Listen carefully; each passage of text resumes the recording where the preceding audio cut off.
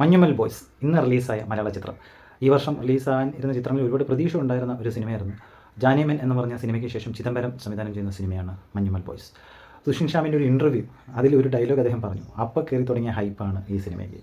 ഒരുപാട് താരങ്ങൾ അഭിനയിച്ചിട്ടുള്ള ഒരു സിനിമയാണ്. സൗബിൻ ഷാഹിർ, ശ്രീനാഥ് ബാസി, ജീൻ പോൾ ലാൽ, അങ്ങനെ ഒട്ടനവധി യുവതാരങ്ങൾ അഭിനയിച്ചിട്ടുള്ള ഒരു സിനിമയാണ് മഞ്ഞുമൽ ബോയ്സ്. ഈ സിനിമയുടെ കഥ റിയൽ സ്റ്റോറി ഇൻസിഡൻറ്റ് ബേസ് ചെയ്തിട്ടാണ്. 96 നടന്നിട്ടുള്ള ഒരു സംഭവം, അതിനെ ബേസ് ചെയ്തിട്ടാണ് ഈ സിനിമ വന്നിരിക്കുന്നത്. ഈ സിനിമയുടെ കഥയൊക്കെ എല്ലാവർക്കും അറിയാമായിരിക്കും, നമ്മൾ പത്രത്തിലൊക്കെ വായിച്ചിട്ടുള്ളതായിരിക്കും ആ വാർത്ത. മഞ്ഞുമൽ ബോയ്സ് എന്ന് പറയുന്ന ഒരു കൂട്ടം സുഹൃത്തുക്കൾ അവർ കൊടൈക്കനാലിൽ ഒരു യാത്ര പോകുന്നു. അപ്പം അവരുടെ ലൈഫിൽ സംഭവിക്കുന്ന ഒരു വിഷയം അല്ലെങ്കിൽ ഒരു ഇൻസിഡൻറ്റ് എന്ന് പറയാം, അതിനെ ചുറ്റിപ്പറ്റിയാണ് 2.25 മണിക്കൂറുള്ള ഈ സിനിമ കഥ പറഞ്ഞിരിക്കുന്നത്. ചില സിനിമകൾ നമുക്ക് ഭയങ്കര പ്രതീക്ഷയായിരിക്കുമല്ലേ, നമുക്കത് എന്താ പറയുക, എന്തെങ്കിലുമൊക്കെ കാരണം കൊണ്ട് പ്രതീക്ഷയായിരിക്കും. ഈ സിനിമയുടെ ട്രെയിലറൊക്കെ നല്ല രസമായിട്ടുള്ളതായിരുന്നു. അപ്പോൾ ഈ സിനിമ എനിക്ക് നല്ല പ്രതീക്ഷയുണ്ടായിരുന്നു. എന്താണോ ഞാൻ പ്രതീക്ഷിച്ചത് അതിന് മുകളിലായിട്ടുള്ളൊരു മികച്ച സിനിമാറ്റിക് എക്സ്പീരിയൻസ് എനിക്ക് തിയേറ്ററിൽ നൽകി. ഈ മഞ്ഞുമൽ ബോയ്സ് ഞാൻ പറഞ്ഞല്ലോ കൊടൈക്കനാലുള്ള ഒരു ട്രിപ്പാണ്. അപ്പോൾ ഈ സിനിമയുടെ തുടക്കത്തിൽ കാണിക്കുന്ന ഒരു സംഭവം തന്നെ ഞാൻ ഒരുപാട് ഓർമ്മകളിലേക്ക് പോയി. കാരണം 90s ഞാൻ തിയേറ്ററിൽ കണ്ട സിനിമയാണ് ഗുണ, കമൽഹാസൻ അഭിനയിച്ച സിനിമ, കൺമണി അൻപോട് കാതലൻ. അപ്പോൾ ആ ഒരു പാട്ടാണ് ഈ മഞ്ഞുമൽ ബോയ്സ് സിനിമയുടെ ടൈറ്റിൽ കാർഡിൽ സോങ്ങായിട്ട് കാണിക്കുന്നത്. അത് തന്നെ ഈ ഗുണ സിനിമ എത്ര പേർക്ക് ഇഷ്ടമുണ്ടെന്ന് എനിക്കറിയില്ല, എനിക്ക് ഭയങ്കര ഇഷ്ടപ്പെട്ടൊരു സിനിമയാണ്. അപ്പോൾ ആ ഒരു പാട്ട് തന്നെ എന്നെ പഴയ ഓർമ്മയിലൊക്കെ കൊണ്ടുപോയി. ഞാൻ ഇടയ്ക്കിടയ്ക്ക് കാണുന്നൊരു സിനിമയാണ് കമൽഹാസൻ്റെ ഗുണ. അപ്പോൾ ഈ സിനിമയിൽ ഉടനീളം ആ ഒരു പാട്ടിൻ്റെ മൂഡുണ്ട്.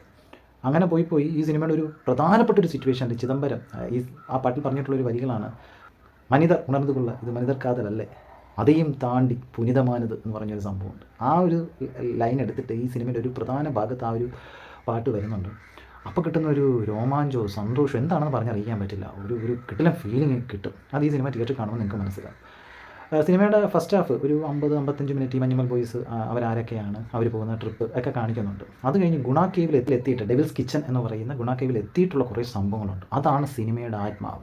ഞാൻ പറഞ്ഞത് ഇതൊരു റിയൽ സ്റ്റോറി സംഭവമാണ് അവർ സിനിമയാക്കിയിരിക്കുന്നത്. അപ്പോൾ അതിനോട് എത്രമാത്രം നീതി പുലർത്താമോ ആ രീതിയിൽ മേക്ക് ചെയ്തിട്ടുണ്ട്.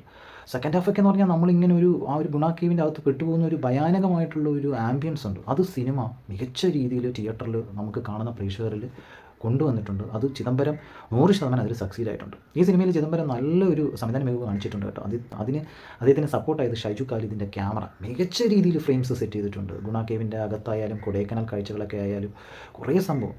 സുഷിൻ്റെ ബീജിയം, സുഷിൻ പറഞ്ഞ പോലെ തന്നെ ഈ സിനിമയെ മലയാള സിനിമയ്ക്ക് ഒരു മാറ്റം തന്നെയാണ്. അതനുസരിച്ചിട്ടുള്ള ഒരു ബീജിയം വർക്ക് സുഷിൻ ചെയ്തിട്ടുണ്ട്. പാട്ടുകളായാലും കൊള്ളാം.